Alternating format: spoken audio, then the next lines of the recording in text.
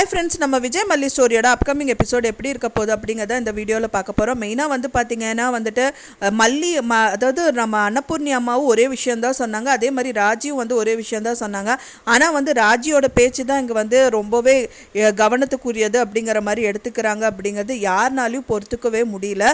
ஏன்னா வந்துட்டு இப்போ இந்த கோயிலில் வந்துட்டு அந்த ஃபோன் வந்து உண்டியலில் விழுந்துருது.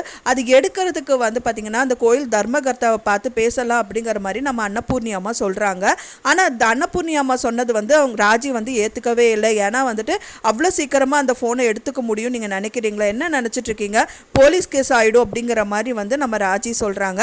ஆனால் வந்துட்டு அவங்களே தான் வந்துட்டு அந்த தர்மகர்த்தா கிட்ட பேசுகிறாங்க அப்படின்னு தான் எதிர்பார்க்கப்படுது. பேசுறது மட்டும் இல்லாமல் வந்து பார்த்திங்கன்னா அவங்க கையில் காசும் வச்சுருக்காங்க, கட்டாக வந்துட்டு நோட்டெல்லாம் கொடுத்துருக்காங்கன்னு நினைக்கிறேன் ஃப்ரெண்ட்ஸ். ஸோ அதனால வந்து பார்த்திங்கன்னா அவங்க அந்த ஃபோனை வந்துட்டு நம்ம விஜய்கிட்டே திருப்பி கொடுத்துட்றாங்க. ரொம்பவே தேங்க்ஸ்க்கா அப்படிங்கிற மாதிரி ராஜியை பார்த்து பேசுகிறாங்க.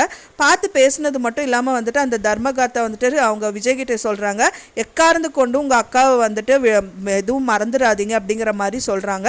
அதை பார்த்தோன்னே விஜயோட மனசு டோட்டலாக மாறிடுது அப்படின்னே சொல்லலாம். ஸோ அது மட்டும் இல்லாமல் அவங்க அங்கேருந்து கிளம்புறாங்க. கிளம்புனது மட்டும் இல்லாமல் வந்துட்டு ராஜி வந்து நான் வந்து பின்னாடியே உட்காந்துக்கிறேன், நீயும் வெண்பாவை மட்டும் முன்னாடி உட்காந்துக்கோங்கன்னு சொல்லிட்டு மல்லிகிட்ட சொல்கிறாங்க. வேறு வழி இல்லாமல் மல்லியும் வந்து முன் சீட்டில் உட்காராங்க. உட்காந்தோடனே நீ என்ன இங்கே உட்காந்துட்டு இருக்க, பின்னாடி போய் உட்காரு, தயவு செஞ்சு இறங்கு அப்படிங்கிற மாதிரி சொல்கிறாங்க. அதை கேட்டோன்னா மல்லிக்கு வந்து பொறுத்துக்கவே முடியல அப்படின்னு எதிர்பார்க்கப்படுது. ஏன்னா வந்துட்டு அவங்களுக்கு தெரியும் இந்த டயத்தில் வந்து விஜய் பக்கத்தில் போய் உட்காரு அப்படின்னா விஜய்க்கு பயங்கரமாக கோவம் வரும். ஸோ விஜய் வாயில் வந்துட்டு மல்லியை திட்டணும் அப்படிங்கிற மாதிரி தான் இந்த விஷயங்கள் எல்லாமே பண்ணியிருக்காங்க. கூடிய விரைவில் இது வந்து எப்படி சால்வ் ஆகும் அப்படின்னே எதிர்பார்க்க முடியல. ஏன்னா இவங்க இருக்கிற வரைக்கும் ஏதாவது ஒன்று கொளுத்தி வச்சுட்டே தான் இருப்பாங்க. ஸோ இதுலேருந்து மல்லி வந்து மீண்டும் வெளியில் வருது அப்படிங்க வந்து ரொம்பவே ரேர் ஆகிட்டே போயிட்டுருக்கு. ஆனால் எல்லாமே வெண்பாவோட பிடியில் மட்டும்தான் இருக்குது. ஸோ வெண்பா வந்து அதிரடியாக ஏதாவது ஒரு ஆக்ஷன் எடுத்தால் தான் வந்துட்டு அவங்க ரெண்டு பேருமே சேருவாங்க அப்படின்னு தான் எதிர்பார்க்கப்படுது. நிறைய கோவம் வந்து வெண்பா பாப்பாவே அவங்க அப்பா கிட்ட வந்துட்டு, அப்பா ராஜி அம்மா வீட்டில் இருந்தால் நான் இருக்க மாட்டேன், உங்களுக்கு வந்து ராஜி அம்மா வேணுமா இல்லை நான் வேணுமா அப்படின்னு சொல்லிட்டு அதிரடியாக ஏதாவது ஒரு விஷயங்கள் பண்ணி தான் ஆகணும். அப்படி பண்ணுற மூலியம் மட்டும்தான் வந்துட்டு மல்லி அண்ட் விஜய் ரெண்டு பேருமே சேருவாங்க அப்படின்னு எதிர்பார்க்கப்படுது.